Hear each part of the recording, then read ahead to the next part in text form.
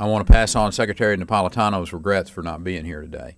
They made a tactical decision late yesterday that the weather was going to be such, and moving from Houston to Galveston on the helicopter, she was probably right in that. It was touch and go from the standpoint of being able to do what we wanted her to do, to be able to see some of the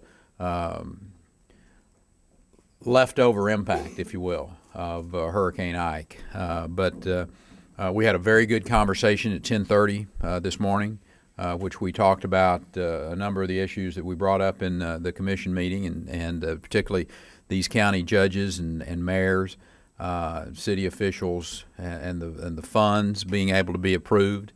Hopefully, they're revisiting the 100% reimbursement on sections A and B, and hopefully we can have this administration understand the need from the tip of Texas at Brownsville all the way to Jefferson and Orange and Bridge City, and the impact that these storms. This is the most costly storm in Texas history, and it's the second most costly storm in America's history, only surpassed by Katrina.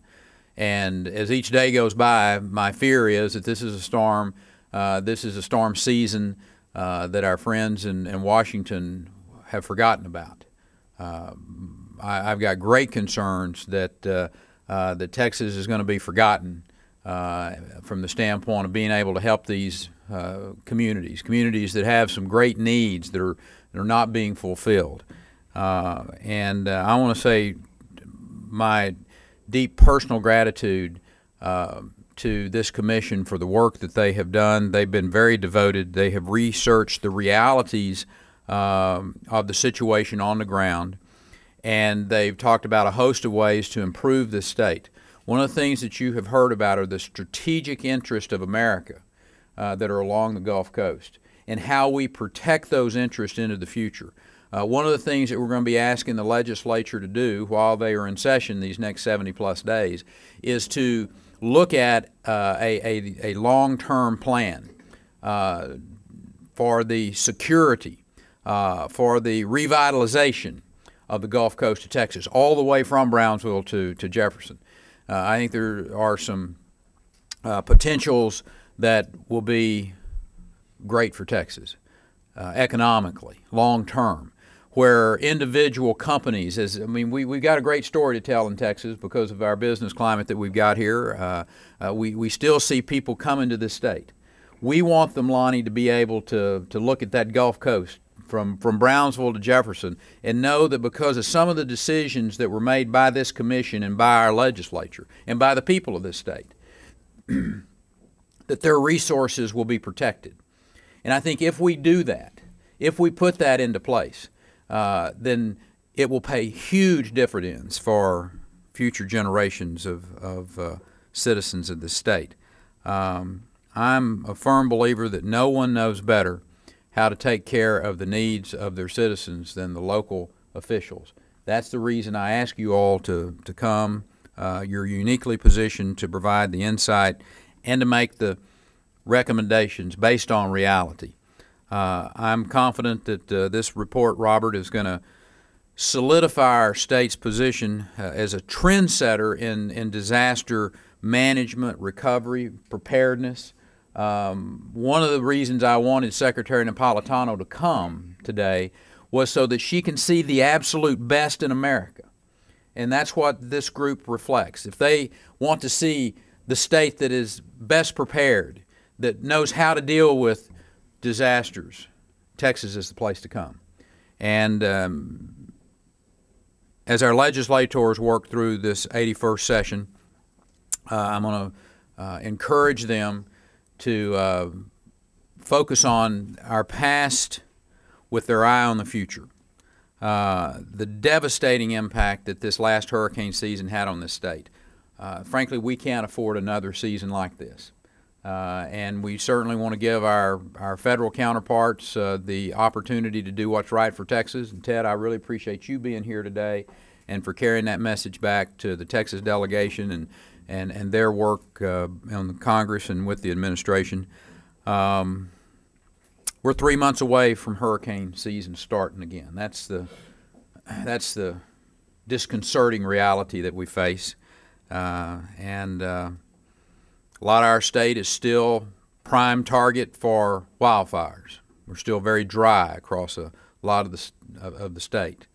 The pressure is mounting on us as a state. And General, I know that your troops and the military forces that we have in the state are as prepared as any, and our prayers are with you during this disaster season that we face. So on behalf of the people of the state of Texas who are going to be affected by future disasters, I want to say again thank you to this group of men and women who are helping make Texas be even better prepared and to prepare Texas for the 21st century and to lead this country. With that, we'll be happy to answer any questions that those of you in the media may have for us. Governor, if you look to travel around and basically look at where we're at in recovery, what are your thoughts? Well, there's still a lot of blue tarps, which is always an indicator to me that the money hadn't flowed as it should have. I'm not going to sit here and ask every one of these county judges and mayors to come to the podium because we don't have the time to hear the passionate story about their people and how they've suffered, how they're still suffering. And that is an important story, not just for the folks of Southeast Texas or from South Texas from Hurricane Dolly. It's a story for all of Texas. It's a story for America to hear. Katrina was a storm that grabbed America's attention. And somehow or another, Hurricane Dolly and Gustav and Ike are being lost. But there's still good, hard-working, needy Texans who need the federal government to step in and assist them, just like they did when Hurricane Katrina impacted New Orleans. We're not lesser citizens here. Yes, Texans have done a fabulous job of recovery, of doing a lot of work that maybe wouldn't have gotten done in some other places, but it was done. But we need to be reimbursed. We need to, the financial assistance needs to be flowing into these counties. And I think it's important for us to continue to talk about this, to keep it in front of the public's attention and our federal counterparts. And so I'm going to have Secretary Napolitano to come back. I want her to see this. I want her to feel in her soul what these county judges and commissioners will relay, what citizens who were without their homes for long periods of time, still without their homes. We need them to see and feel and know what's going on in Southeast Texas and in South Texas as well. What more does she need to hear? It's been 6.5 months. Yeah. All of them have asked for faster refunds, Sure. for more money.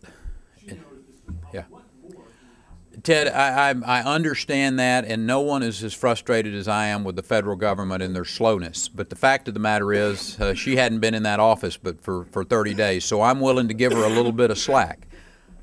Not a lot of slack, but a little bit of slack. The conversation that we had this morning was very positive. She is giving us the benefit of the doubt to reanalyze that initial decision that frankly was made by bureaucrats as they were making the transition into office. And to look back, and that's why I want her here so bad. She's a governor. She has governed a state before. She knows the needs of the people. I'm going to give her every benefit to make the right decision on this. And if they don't make the right decision, we will be appropriately harsh in our response. But the fact is, you come to Southeast Texas, you look and see what happened in Chambers County, in Galveston County, in Jefferson counties. You go down and see what occurred and how the floods impacted the folks in Hidalgo and Cameron counties. You cannot leave here unless you have the most calloused heart, and I know she doesn't have that. Thank you all for coming and being with us today. God bless you.